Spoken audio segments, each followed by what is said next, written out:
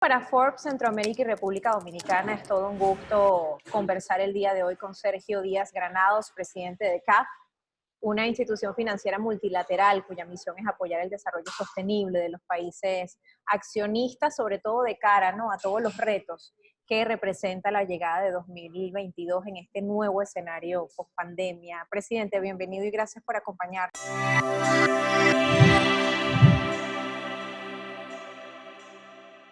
Yo quisiera iniciar preguntándole, ¿qué papel juega una entidad como CAF en estos momentos tan demandantes para Centroamérica y República Dominicana, sobre todo en materia de financiamiento para el desarrollo? Yo diría que en general la banca de desarrollo, toda, desde el origen de la creación del concepto de la banca de desarrollo, es para atender justamente momentos como este, momentos difíciles, momentos de crisis. Poder tener la capacidad de ir contra el ciclo, ¿no?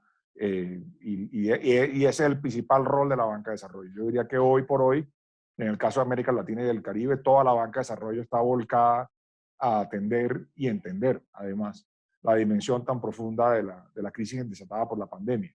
Entonces, en principio, diría nuestro rol hoy es ayudar a la reactivación económica de América Latina y del Caribe, lograr que crezca por encima del promedio de lo que ya traíamos en 2019, que no era bueno, veníamos un promedio bajo en el 2019, lograr crecer más, pero sobre todo incorporar unos desafíos enormes que han aparecido. Una profundización de las brechas digitales, producto de la pandemia también, y un enfrentamiento a una fractura en la parte climática que ya ha comenzado a ser cada año más fuerte para América Latina y el Caribe. Ahora, en este sentido, ¿cuáles son los sectores clave precisamente en nuestra región a los que CAF dirige hoy día financiamiento? ¿Y qué estiman además como inversión para 2022? Miren, actualmente CAF está presente en Panamá, Costa Rica, eh, República Dominicana, Jamaica, Trinidad y Tobago y Barbados. Ahí somos los países que hacen parte del conjunto de Centroamérica y el Caribe.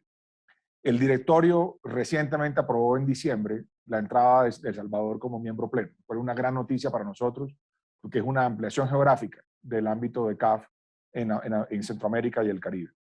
Y además, la conversión de Dominicana como miembro pleno, lo que nos va a permitir hacer mucho más apalancamiento en República Dominicana a partir del año entrante. O sea, vamos a poder aumentar significativamente nuestras colocaciones, tanto en Dominicana como en El Salvador, como miembro pleno a partir del año entrante.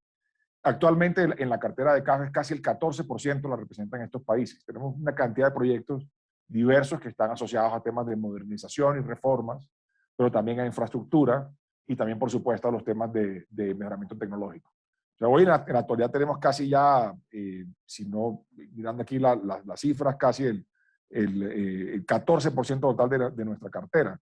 Estamos hablando de más de 1.680 millones de dólares solamente, por ejemplo, en sectores que están asociados a modernización, casi 400 millones orientados a infraestructura. El 33% de la cartera total nuestra está yendo hoy a infraestructuras en la región y a preparación de estos países, particularmente países como Trinidad y Tobago, que tienen que enfrentar cambio climático, en el caso del Caribe, con proyectos que van orientados justamente a prepararse para esa adaptación que hay que hacer al cambio climático.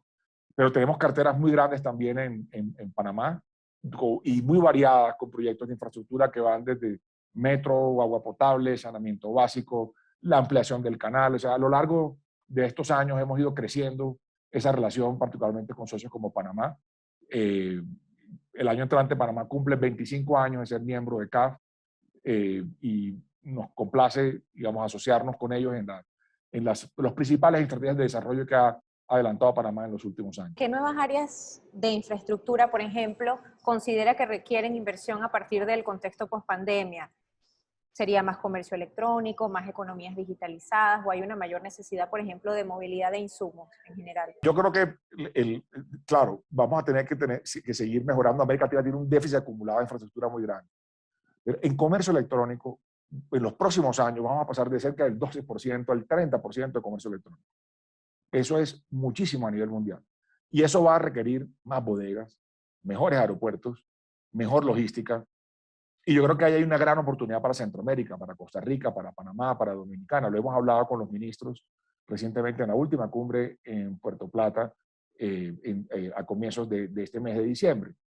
Y ahí hemos visto el potencial enorme que tienen países como Costa Rica, como Panamá, como El Salvador, como Dominicana, para convertirse en grandes hubs de distribución del e-commerce en toda Latinoamérica y el Caribe por su posición privilegiada. Yo creo que ahí hay una gran oportunidad para la inversión que facilite, digamos, el crecimiento del comercio electrónico dentro de la región. Yo creo que ese sería un primer punto. Yo creo que otro punto en infraestructura importante va a ser toda la transformación en energía. Si necesitamos una transición energética fuerte, irnos a matrices mucho más limpias, entre otras cosas para conectar esa producción de energía limpia con la producción de bienes y servicios exportables desde Centroamérica y el Caribe. Queremos volvernos un actor central en el nearshoring. Los países de Centroamérica y el Caribe tienen un gran potencial en esto. Y hablamos en la cumbre más que del nearshoring, del friendshoring, de estos países que comparten valores, comparten principios, pero hay que agregarle estos valores, el valor de la promoción de las libertades económicas y también el valor de la protección del medio ambiente dentro de la producción de bienes y servicios. Por eso creo que en infraestructura va a ser muy importante en los próximos años el rol que puede jugar la banca de desarrollo, toda la banca de desarrollo que opera en América Latina y el Caribe, especialmente en Centroamérica y el Caribe, en los temas de transición energética, para no solamente hacer una contribución al planeta, pero también para que nuestra producción de bienes y servicios sea cada vez más limpia y sea reconocida a nivel mundial por esa neutralidad en la producción. Precisamente, presidente, ¿qué estiman desde CAF invertir en materia de proyectos de ciencia y tecnología que impacten a los sectores productivos, de infraestructura y también de vialidad en Centroamérica? Nosotros estábamos calculando que el año 2022 podamos hacer inversiones por cerca de $1.000 millones asociadas a estos temas de ciencia y tecnología. Eso puede ser parte de la capacidad financiera nuestra que se suma a la de los otros multilaterales. Pero a tu pregunta, o sea, tuvimos un choque brutal con la pandemia, el encierro, ese gran paro que tuvimos, puso a muchos de nuestros jóvenes en Centroamérica y el Caribe en las casas sin educación.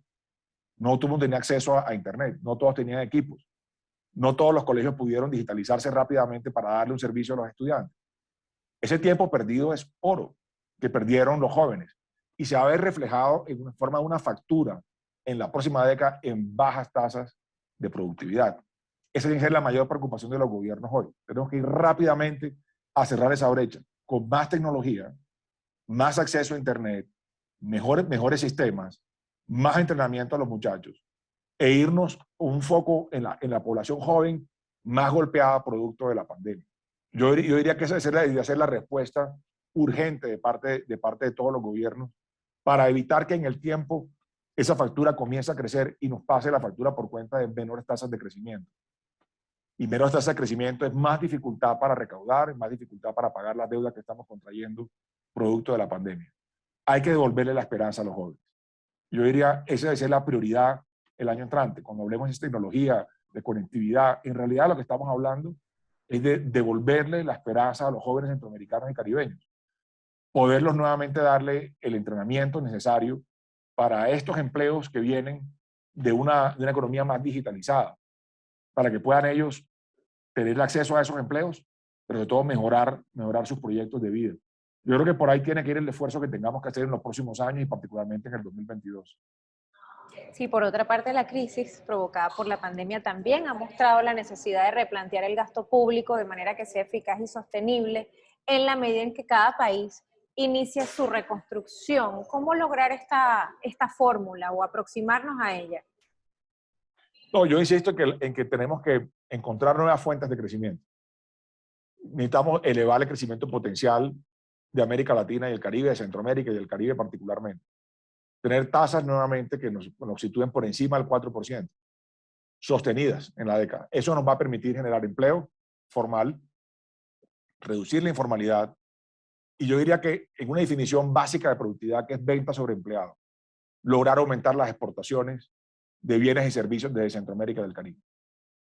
Y yo creo que hay margen para ello. Ahora que estábamos en la cumbre de la alianza que han generado los presidentes de Costa Rica, Panamá y Dominicana, veíamos justamente eso. Podemos aumentar el PIB per cápita exportador de los tres países. Podemos conectarnos mejor con el mercado americano. Eso va a implicar unos esfuerzos muy grandes internamente de preparación del personal, pero al final del día eso se traduce en crecimiento económico. Y es el crecimiento económico que nos va a permitir cerrar la deuda y los déficits ampliados que hemos tenido producto de la pandemia. Es la mejor manera de hacerlo, porque recortar de la noche a la mañana brutalmente los ayudas, las subvenciones a la demanda agregada sería absolutamente provocador, porque hay mucha pobreza, mucho desempleo, mucha informalidad. La gente va a necesitar durante un tiempo más las ayudas. Lo que pasa es que tenemos que preocuparnos de fondo por el crecimiento y por las ofertas de empleo. Probablemente haya que reconducir esas subvenciones económicas que nos permitan hacer mejor entrenamiento a los jóvenes, que la ayuda económica sea recibida contra educación, o que la ayuda económica sea recibida contra mejoras al cambio climático, hacia reforestación, que el día de mañana eso nos permita apalancar recursos en el mercado de carbono y atraer recursos nuevos a los países que permitan apalancar mejor las fuentes de financiamiento. Hay que ser totalmente innovadores en el 2022, pero yo diría que la mayor preocupación tiene que ser que logremos hacer crecer la economía. No tanto concentrarnos en qué recortamos en el presupuesto. Que habrá que hacer ajustes fiscales, probablemente sí, unos países más rápido que otros, unos tienen más margen de estirar la deuda que otros. No es homogénea la situación en América Latina. Hay países grandes que están en límites máximos de deuda, países medianos que todavía tienen margen de sostener la deuda, países pequeños que están muy endeudados, países pequeños que han manejado razonablemente la macro. Yo lo que creo es que hay que mirar caso por caso, pero en todos yo diría que la alternativa es aumentar el crecimiento económico y encontrar cuáles son en cada uno de esos países, cuál es la fuente que puede permitir un crecimiento de su economía, un crecimiento potencial de la economía. Sergio Díaz Granados, presidente de CAF, muchísimas gracias por habernos acompañado en esta entrevista para Forbes, Centroamérica y República Dominicana. Muchas gracias a ustedes por la invitación.